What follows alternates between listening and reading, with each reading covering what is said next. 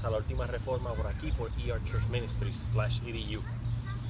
En esta preciosa tarde, ¿verdad que sí? Quise venir a ustedes desde otro panorama un poco diferente, ¿verdad? Queremos que esto sea una experiencia educativa, no tan solo como una lectura.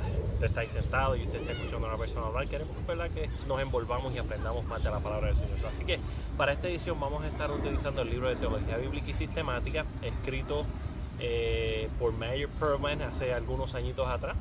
La semana pasada estábamos hablando acerca de la importancia de las escrituras, estábamos hablando acerca de que el conocimiento doctrinal nos protege del error.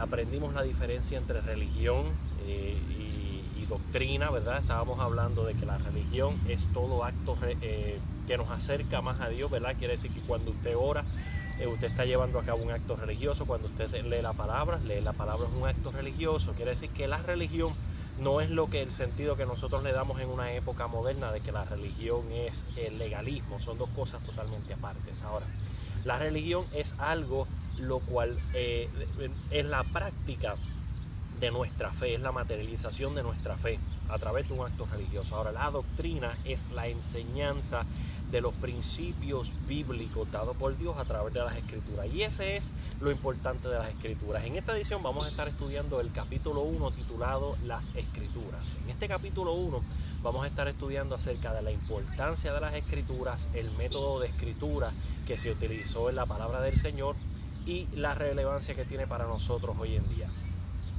Primero que todo, las escrituras, y quiero comenzar con una palabra, la cual se encuentra en Mateo capítulo 24, versículo 35, y dice: el cielo y la tierra pasará, mas mis palabras no pasarán.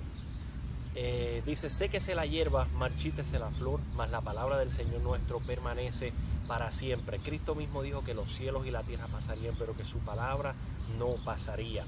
Luego Isaías capítulo 40, versículo 8 dice: séquese la hierba, marchítese la flor, mas la palabra del Señor nuestro permanece para siempre. ¿Sabes qué? Muchos pueblos de la tierra se han levantado y han sido conquistados por otros pueblos más fuertes que ellos. Se han levantado diferentes tipos de religiones a través de los tiempos y ninguna ha permanecido sino el cristianismo. Y las que han permanecido muchas veces no tienen base ni fundamento. Cuando hablamos acerca de denominaciones, se han levantado muchas denominaciones y se han caído. En otras palabras, si tu fundamento está puesto en una denominación, tu fundamento no es directamente Cristo, y cuando se caiga la denominación se va a caer tu fundamento porque no está fundamentado sobre la roca. Hemos tenido muchos falsos maestros y falsos cristos a través de la historia reciente. Uno de los últimos fue el supuesto llamado apóstol Nazón de México. Nazón, el cual lo seguían grandes multitudes, hace algunos 2 años atrás, 1 año y medio atrás, fue sorprendido con abuso infantil y pornografía infantil, este tipo de cosas, las cuales la realidad no nos sorprende. Veníamos atacando lo que era el ministerio de Nazón desde el 2016, llamándole secta y culto. Y de por cierto, las escrituras dicen que lo que es de Dios no permanece. Lo que no es de Dios no permanece, lo que es de Dios permanece. Ahora vamos a hablar acerca de que la necesidad de las escrituras. ¿Hay necesidad de las escrituras? La realidad del caso es que sí. La Biblia dice que la fe viene por el oír y el oír de la palabra del Señor. Escuchaba un predicador hace unos días atrás diciendo que antes de que venga el conocimiento escritural o de la palabra, tiene que venir algo espiritual. Usted tiene que tener un encuentro con Dios espiritual antes de un encuentro escritural. Ahora bien, ni el encuentro espiritual puede subsistir de por sí solo, y el encuentro espiritual tampoco puede subsistir por sí solo. ¿Por qué, amado hermano? Porque dice la escritura que la fe viene por oír y el oír de la palabra de Dios. Quiere decir que cuando usted escucha la palabra del Señor, esa palabra que salió de la boca de Dios va a tener un efecto espiritual. Tu espíritu se va a conectar con esa palabra y va a tener un efecto positivo hacia tu vida si la escuchas y atiendes a esos mandamientos. Ahora, yo no puedo tener una experiencia plenamente espiritual sin tener una experiencia escritural a la misma vez. ¿Por qué? Vamos a hablar acerca del indio que tuvo la revelación con la Virgen del Pozo en México. Aquel indio supuestamente se le apareció la Virgen María. Aquel hombre tuvo una experiencia espiritual, pero aquella experiencia espiritual carecía de una experiencia escritural. Si la experiencia espiritual no va respaldada por un contexto escritural, la experiencia espiritual no puede subsistir. Entonces, la fe viene por el oír de la palabra del Señor. Cuando escuchamos la palabra, las escrituras siendo administradas a través de un predicador, las escrituras que son vivas y eficaces van a tener un efecto espiritual dentro de nosotros. De la misma manera, hay muchos ateos los cuales escudriñan las escrituras desde un punto de vista debatible o histórico. Las escrituras no van a tener efecto sobre sí porque están desarraigados desde un ámbito espiritual. Así que ni el ámbito espiritual puede persistir sin las escrituras, ni las escrituras pueden persistir sin un ámbito o una experiencia espiritual. Tal revelación debe ser deseada. El Dios que creó el universo debe ser un Dios sabio y sin duda un Dios sabio tendrá un propósito determinado para sus criaturas. El descuidar ese propósito sería necedad y desafiarlo y desafiar a Dios es pecado. ¿Cómo se puede conocer a ciencia cierta el propósito divino? Todos nosotros tenemos un propósito, o como se le conoce en la comunidad teológica, una causalidad. El Dios, el Creador, el Padre, creó todo lo que está en la tierra, tiene una causa, una causalidad, ¿verdad que sí? Por ejemplo, estoy sentado debajo de un árbol, este árbol tiene hojas, las hojas de este árbol sirven para la filtración del árbol, en otras palabras, toman el aire que nosotros, el nitrógeno que nosotros respiramos, ¿verdad que sí?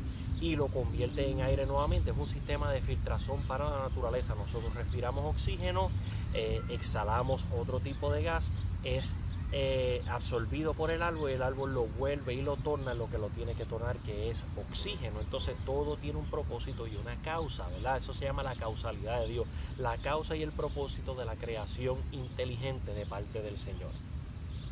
Esta revelación debe esperarse. En la naturaleza tenemos una revelación de Dios que puede ser comprendida por la razón. Ahora bien, ¿qué es la razón? La razón es tu pensamiento. Nosotros no somos máquinas moleculares, nosotros no somos robots, nosotros somos unos seres pensantes y contamos con algo lo cual se llama un libre albedrío. ¿Qué es el libre albedrío? Es la capacidad que Dios nos dio de tomar nuestras propias decisiones y de pensar. Somos unas máquinas pensantes, ¿verdad que sí? Nosotros no somos unos robots, somos una creación, unos seres humanos pensantes.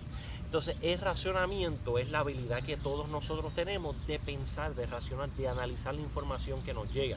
Si yo fuera un robot, yo estuviera predestinado y determinado para servirle al Señor sin opción de tomar mis propias decisiones.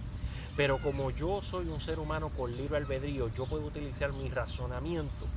Siempre lo he especificado, yo soy hijo de pastor y soy nieto de pastor, tercera generación de pastores. Sin embargo, yo no ocupo la posición que ocupo o no soy cristiano porque lo heredé de mi padre o de mi abuelo o porque simplemente nací en este ámbito. Yo tuve que utilizar mi razón para analizar las evidencias bíblicas, para analizar las evidencias del cristianismo versus las evidencias del catolicismo y las del islam. Entonces, ese razonamiento es lo que ha provocado el fundamento en mi vida. Utilicé mi razonamiento, la capacidad pensante que Dios me dio para analizar las evidencias bíblicas y tomar la decisión si las acepto y me someto a ellas o si voy y busco una nueva religión, ¿verdad? Soy un libre agente y soy una creación pensante.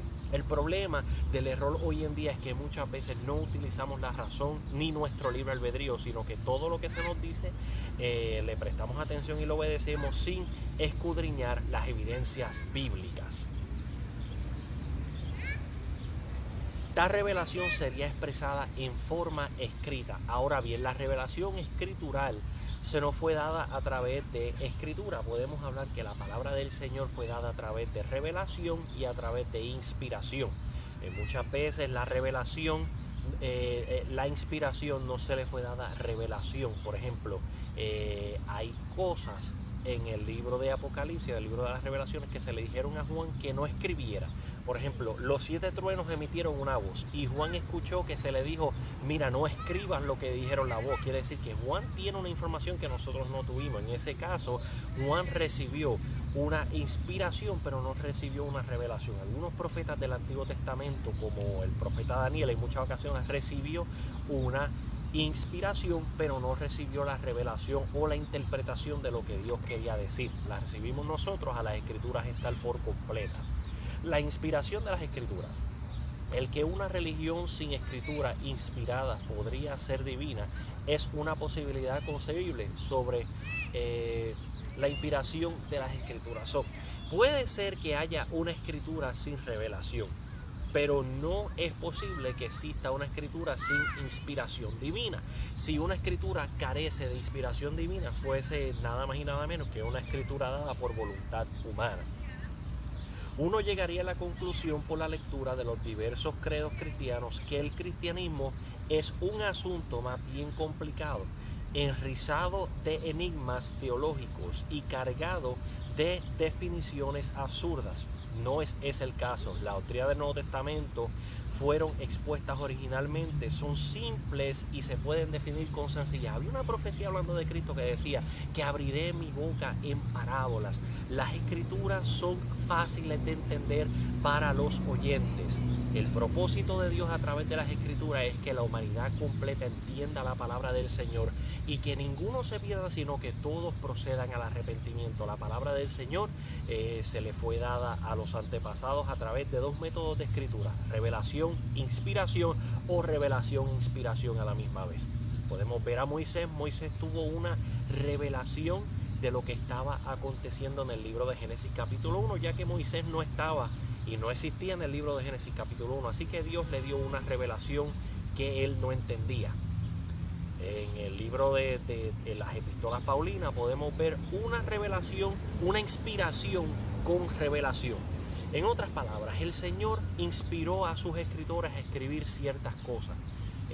No necesariamente le dijo las palabras que tenían que utilizar. Amén. Así que revelación, inspiración y el propósito de las escrituras. Dios te bendiga. Este es tu hermano y amigo pastor Michael.